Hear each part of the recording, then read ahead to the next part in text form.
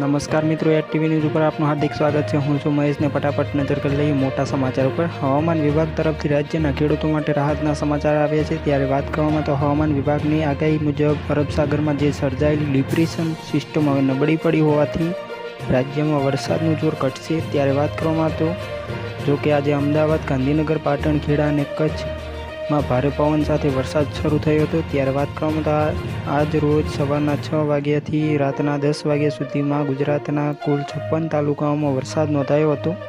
ત્યારે વાત કરવામાં તો જેમાં સૌથી વધુ કચ્છના અંજારમાં 3 ઇંચ, ત્યારબાદ વાત કરવામાં તો ભાવનગર ધોધામાં 1 ઇંચ અને મહેસાણા, વડોદરામાં 1 ઇંચ જેટલો વરસાદ નોંધાયો હતો। સૌથી ઓછો હિંમતનગરમાં 1 મિલીમીટર જેટલો વરસાદ નોંધાયો હતો। ત્યારે વાત કરવામાં તો સમગ્ર રાજ્યમાં સામાન્ય વરસાદ થવાની સંભાવના છે। આવતીકાલે પણ રાજ્યમાં કેટલાક જિલ્લાઓમાં વરસાદ પડી શકે છે, જ્યારે સૌરાષ્ટ્ર કચ્છના વિસ્તારોમાં આજે ઠંડા સ્ટોર્મની આગાહી કરવામાં આવી છે। આ ઉપરાંત વાત કરવામાં તો આગામી 24 કલાક દરમિયાન ભારે પવન ફૂંકાવાની પણ સંભાવના વ્યક્ત કરવામાં આવી છે। ત્યારે વાત કરવામાં તો બીજી તરફ માછીમારો માટે રાહતના સમાચાર એ જ આગામી 5 દિવસ સુધી દરિયામાં કોઈ ચેતવણી આપવામાં આવતી નથી અને દરિયા કિનારે લગાવેલું સિગ્નલ પણ હટાવી દેવામાં આવ્યું છે।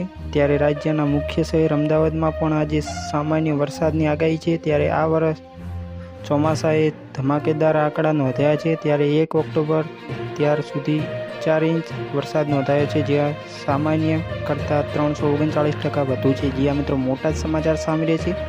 બસ અત્યારે આટલું જ। અમારી સાથે જોડાવા માટે લાઇક, શેર અને સબસ્ક્રાઈબ કરી દેજો।